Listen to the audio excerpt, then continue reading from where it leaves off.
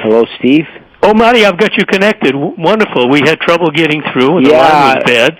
I was on hold for forever.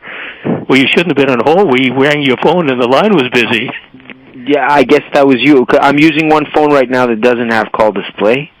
It's the better line. It's the other one was a mobile, but I was on hold, and it just kept on ringing and ringing and ringing. And ringing, my goodness! Ringing. Well, anyway, I'm delighted to have you on. Did you hear the beginning of the program? I partially heard it before it got disconnected. The first thing that happened was a disconnection. Oh, I do apologize for that. Sometimes glitches happen, and there's nothing you can do about them. Let me turn it over to you, and you're just back, and you saw things firsthand.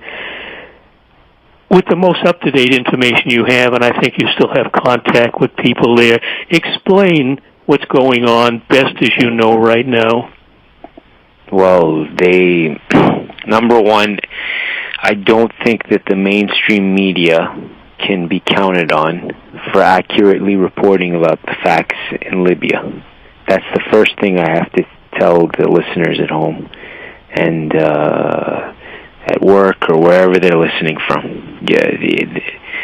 What has happened in Tripoli and the Libyan Arab Jamahiriya is a tragedy. There's a bloodbath going on. The humanitarian disaster has deliberately been created by NATO. It's not the other way around. It hasn't been created by the Gaddafi regime, as they say.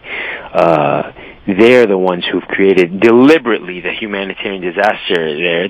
I've consistently talked to you about how they've been bombing the hospitals and water facilities and the electricity grid. They're the ones who created the disaster there. Now, I can tell you, speaking to people in Libya, that hospitals have now been abandoned with the patients inside to die, that whole neighborhoods have been razed to the ground, that there was carpet bombing there. I spoke to people on the ground, Libyan and non-Libyan, okay, like a fellow Canadian. I spoke to diplomats there, and this is not necessarily diplomats who are outside of the NATO orbit as well. So this is even within their orbit that, war crimes, Nuremberg-style war crimes have gone on the ground there. There's been beheadings, executions, rape. There's been rapes, like gang rapes of women who've had cigarettes, like they've been tortured before they were killed while they were being raped, like cigarette burns all over their body from their genitalia to their breasts, and their breasts have been cut off as well. They've been killed. They've been raped and killed, treated like objects. Very unhuman behavior. Mahdi, let me just emphasize that you're talking about what these so-called rebels have been doing, not Gaddafi loyalists to other people. These are so-called rebel-committed atrocities, and I imagine what you're saying isn't just going on in Tripoli, it's going on across the country. Yeah, it's going. It's not only the district of Tripoli.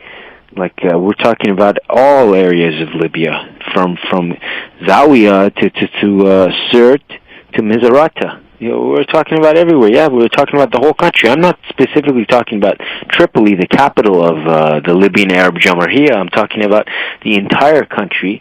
And although Tripoli is the majority of the population is in Tripoli, and it's the largest city, over 1 million people. Libya is a country of a few million people. It's less than 10 million. It's 6 to 7 million people. But what I'm describing is the entire country and what's been going on. Right now, there are lots of cities under siege in the west, on the coastal areas, which are not totally controlled, Sirte, and in Fezzan in the south. They've cut the phone lines, they've cut water, they've cut electricity, they're under a state of siege, and NATO's still bombing. Till the end, NATO was bombing, even when I was there. And when NATO bombs, that logically means that they are still actively fighting on the ground. And I don't want to put all the blame on the Transitional Council about what's going on in Libya. I want to blame the Obama administration and all the leaders of NATO, including Nicolas Sarkozy and his criminal cabinet in France and Paris, David Cameron, the Prime Minister of the United Kingdom of Great Britain and Northern Ireland, his cabinet, including his Foreign Affairs Minister and his Defense Minister, as well the heads of the military in these countries. You know, the chiefs of defense staff for these NATO states, they need to know what illegal orders are, and bombing civilians is unacceptable, and carpet bombing is unacceptable, and weapons that leave a lasting impact on the environment and on people's health are illegal under the Geneva Conventions, and those are war crimes. And that's what's been going on. Beheadings. They've been beheading people there. They've been killing each other. They want them to kill each other. You know, they're victimizing. They'll betray the Transitional Council eventually as well. They'll betray them. You can see, I spoke to somebody, a Transitional Council supporter, when I was in the rebel-held Corinthian, which there was a lot of fighting around. You know, the glass was shattered there too, and it's bulletproof and bomb-proof glass. But yet some of it was shattered because the consistent shooting and fighting outside the hotel. I told him, I told him the honest truth. I said we, not as in I said we as in collectively, as in the international observers and international press that was holed up for a week in the Rexus Al Nasser, which is actually called the Swiss in Al Nasser now because the Swiss bought it. We were holed up there, and we thought that once the rebels got there, the insurgents, that we would be killed. Some of us, at least, would be killed. We were all afraid, and that includes all the people who were talking about the Transitional Council and the rebels as liberators. They were also afraid about their lives. This says something about who is to be feared and who is not to be feared. So if the mainstream reporters that are saying that the rebels are the good guys and the freedom fighters are afraid of them reaching that place, what does that say about them? They weren't afraid of the so-called loyalists, Gaddafi loyalists, or so-called Gaddafi forces. They weren't afraid of them. They were afraid of the rebels. And that says a lot. That says a lot. I was there. I lived through it. I know what I'm talking about. And the fear was of them coming there. And I frankly told the gentleman I was talking to and others in the Corinthian that this was our fear. And I said, yeah, because, you know, you have some people there, the beheadings and all this. And we had a frank conversation, an honest conversation, and he agreed. And he basically told me, we don't want these people, these unsavory characters amongst our ranks, but the Americans have brought them in. That's essentially what I was told. So the United States is bringing what we can generically call militants, extremists, Al-Qaeda-like groups into Libya. It's the United States that's been directing this. This is the irony of the global war on terror, that the United States is in bed with its so-called enemy, that it not only did it help create that enemy, it uses that enemy. You know, some people in the United States, I've heard them call Al-Qaeda CIA Qaeda or something like that. Well, that is the reality. They've used them in Bosnia. They used them in Bosnia against the local population there in southeastern Europe. They've used them in Afghanistan. They're using them in Iraq. They're using them in Lebanon. They are using these people that they've helped breed and nurture to spread and foment chaos around the world, whether it's in Asia or Africa or Europe. And that's exactly what's going on. And I saw them, and they turned Tripoli, literally, places I've been through. It looks like an apocalypse occurred, like a nuclear war or something. Buildings brought to the ground, rubble, destroyed, that there was checkpoints in Tripoli before, right? For security reasons, manned by volunteers, police, or military. And now there's so much more checkpoints, far more. Liberated Tripoli has far more checkpoints than Gaddafi era Tripoli, let's say. And I don't want to say it's liberated Tripoli, because in reality the fighting has not stopped there. They do not have full control over Tripoli or its neighborhoods. So when they tell you that they are in control and they are the government, that is false. It's not correct, because the Libyan government still exists. It's still functioning. The Libyan military is there. And these so-called Gaddafi forces are still active. They're still fighting there. Nothing is over. You've got virtually the entire population of Libya armed, and if push comes to shove, they have some sort of weapon. A lot of them have automatic weapons, Kalashnikovs. Gaddafi handed out 2 million to people in Libya, and I guess that surroundings, and these people can defend themselves if they're attacked. I honestly believe, Mahdi, that what has happened over the past 6 months, that's not the end of things. That's the beginning of things. This thing could go on for years with, you can name it any way you want. You can call it civil war. You can call it internal violence. You can call it anything. But the idea, Libyans know what has gone on in Iraq and in Afghanistan, and I simply can't believe that they're just going to sit back and cow and let this happen. And I've written about this over and over and over again, and what you described at the beginning when you began, in a word, I would call this NATO's, or more accurately, Washington's wrought reign of terror over the people of Libya, and we all know what they have in mind. Colonization, Mahdi, occupation, mass theft, resource control, establishing U.S. military bases. It just goes on and on and on. And in a word, to use a crude word, screwing the millions of Libyan people who Washington and Sarkozy and Cameron, they simply don't give a damn about them. They never did. They don't care if they live or die. They can all disappear. It's only the wealth and the resources and the power and another base in an important North African country for the first time, and that immense coastline that it has, and now that's in the hands of NATO and Washington. This is rape, Steve. I know I said it while you were talking. This is rape. They have raped the country. They are continuing to rape the country. It's ongoing, and they've turned Libyans in on themselves on both sides. The other side has foreign fighters. It has NATO's special forces, NATO advisors. But there are Libyans on the other side, and they have to wake up. This is their country. You know, whatever differences they had or anger they had towards Muammar Gaddafi and his children, who I want to say publicly, and who I've always said, I've said this to Libyan government officials, I've said it to many people in a vast spectrum, that his children are part of the fault in that country and part of the problems, you know. But they still have to wake up. For the sake of one man, they're going to destroy the country. This hatred they hold against Gaddafi, it's misguided, you know. Yes, you have your differences, but you're willing to let a whole country and a whole civilization be bombarded back into something before the Stone Age? No. Tripoli looks like Kabul. Tripoli looks like Civil War Beirut. They're spray painting there. It's disorganized. They brought foreign fighters in.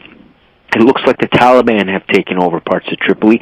And may I add that within the Transitional Council forces, who are being called the National Transitional Council now, I will never call them the National Transitional Council, because this is trying to normalize them as a national entity in Libya when they are foreign proxies. And I've told them that myself, even when I was in the rebel-held Corinthian, that I cannot support this because of the foreign mechanisms behind what's happening, the foreign support. Authentic democratic movements don't need foreign armies and foreign funding. Okay? And I don't want to demonize everyone on the Transitional Council side. This is very important. There are some misconstrued people at the lower levels. You know, they're fighting. There's some poor Libyans fighting on the other side who have been brainwashed, who have given in to hatred, who have been misguided. You know, the poor are fighting. In fact, most of the rich people on both sides took their families out. You know, their families are living lavishly in Europe or the United States. You know, it's the poor that suffer, just like any other war. The poor, simple people are suffering. But going back to what I wanted to say is Tripoli has been devastated. I was in the Red Cross vehicle, and from memory, if memory serves me correct, I was told that in a span of 2 days, 3,000 residents in Tripoli alone had been killed. 3,000 in the span of 2 days. So imagine how many are hurt, how many more could have probably been killed. Oh, indeed, Mahdi. That was in the first 2 days around the 20th of August when the so-called rebels came in, and now it's a couple of weeks later. My God, there could be many, many thousands killed. Yeah, and it's from the carpet bombing. It's from the NATO carpet bombings. Most of the deaths were caused by NATO, the NATO bombings, okay? The rebels came in after. They're the ones who carpet bombed the place. They did not stop bombing for a second, Steve. These people bombed preschools. They bombed a place where children's vaccination records were held. They bombed the universities. They bombed the hospitals. They bombed food storage facilities.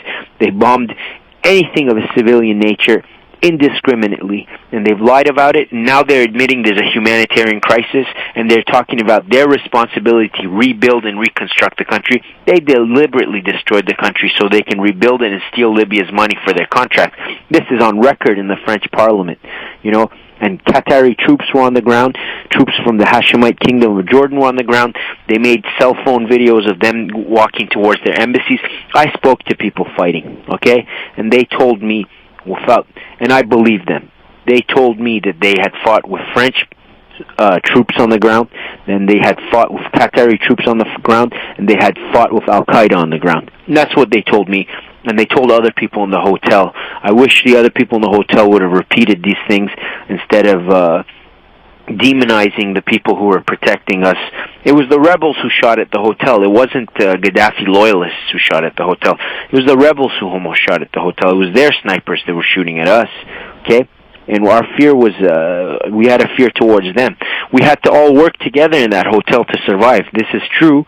There was a lot of tensions because of different views and because of where we stood. We were in different camps. And in fact, on the way back, in the boat I was in, which was manned by an Irish captain, I spoke to 3 Italian nationals who were either security contractors or Italian special forces, okay? And I told them we were on different sides of the battle now, and they were very worried. They just wanted to go home. They went through a lot, and this is when the human side in both of us comes out, talking about this. And one of them was crying, and he couldn't speak to his children. It was very hard for him to speak to his children.